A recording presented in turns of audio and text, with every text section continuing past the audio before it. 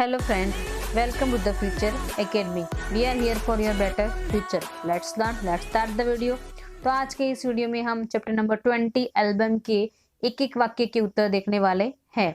हमने ये chapter already पढ़ लिया है, इसका वीडियो मेरे यूट्यूब चैनल पर अवेलेबल है। इसके साथ साथ हमने इसी हिंदी सब्जेक्ट के 1 to 23 चैप्टर पढ़ लिए हैं, उसके वीडियो मेरे यूट्यूब चैनल पर अवेलेबल है।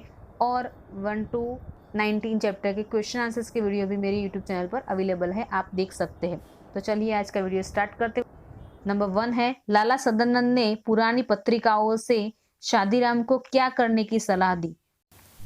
तो इसका उत्तर आता है, लाला सदानंद ने शादीराम को पुरानी पत्रिकाओं से अच्छी अच्छी तस्वीरें अलग छांट लेने की सलाह दी। तो यहाँ पे सदानंद जी शादीराम को जब देखते हैं कि वो पत्रिकाओं के साथ कुछ कर रहे होते हैं, तो यहाँ पे वो उनको देख के सलाह देते हैं कि मुझे भी दिखाइए क्या है इन पत्रिकाओं में। तो वो देखते हैं तो उनको पता चलता है कि ये उनके चित्र बहुत अच्छे हैं। तो वो शादीराम से कहते हैं कि आप एक काम कीजिए, इसमें जो अच्छी अच्छी तस्वीरें हैं उनको अलग छांट लीजिए, उसके बाद मुझे कहलवा दीजिएगा। नंबर 2, लाला सदानंद की बीमारी के समय पंडित शादीराम किस तरह सेवा करते थे। तो इसका उत्तर आता है, पंडित शादीराम लाला सदानंद के लिए दिन रात माला फेरते थे। यही उनकी औषधि थी जिसे वे अपनी आत्मा की पूरी शक्ति और मन से कर रहे थे।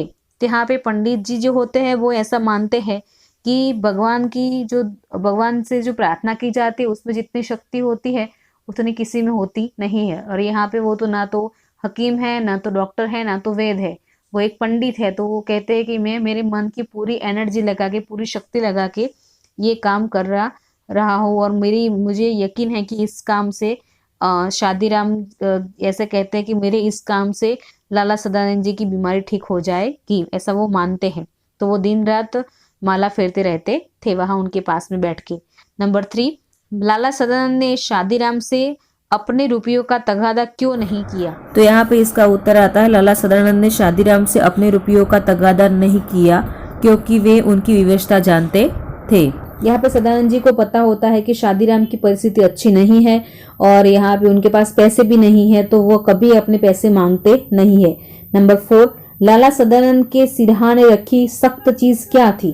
तो इसका उत्तर आता है, लाला सदानंद के सिरहाने रखी सख्त चीज वही एल्बम था जो किसी सेठ ने नहीं बल्कि स्वयं लाला सदानंद ने खरीदा था। तो यहाँ पे उनके जो चित्र होते हैं, जो अच्छी पत्रिकाओं के अंदर जो अच्छी अच्छी पिक्चर्स होती है उनको छांटने के लिए कहते हैं, उनका एल्बम बनवाया जाता है। सदानंद जी उनका एल्बम बनवाते हैं, फिर वो न्यूज़पेपर में अखबार में जाहिरात देते हैं कि किसी को अगर पसंद है तो वो खरीद सकता है।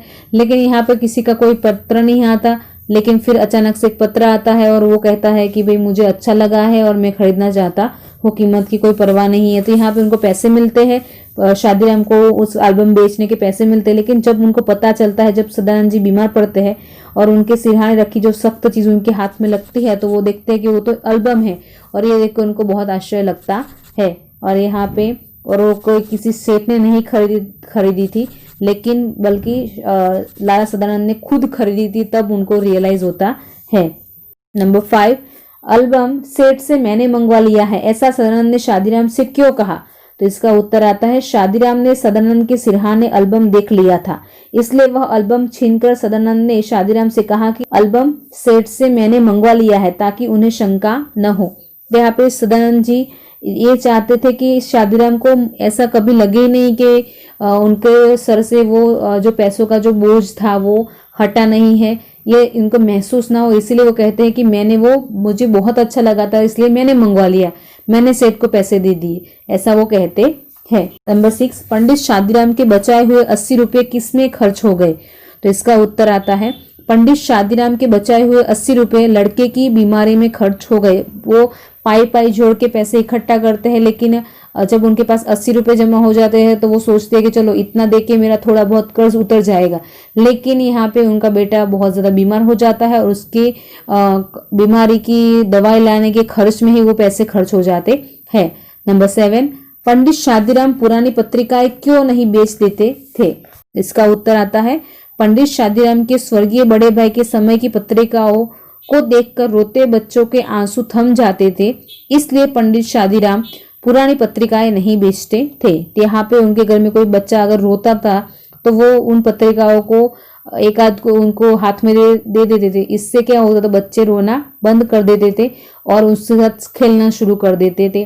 तो यहाँ पे शादीराम जी यह सोचते कि बेच देना, इससे अच्छा है कि बच्चे इसे देखकर खुश होते हैं, इसीलिए वो कभी बेचना नहीं चाहते थे। और उनके बड़े भाई के समय की पत्रिकाएं थी और उनके बड़े भाई ने बड़े चाव से खरीदा था, इसलिए वो उसको बेचना नहीं चाहते।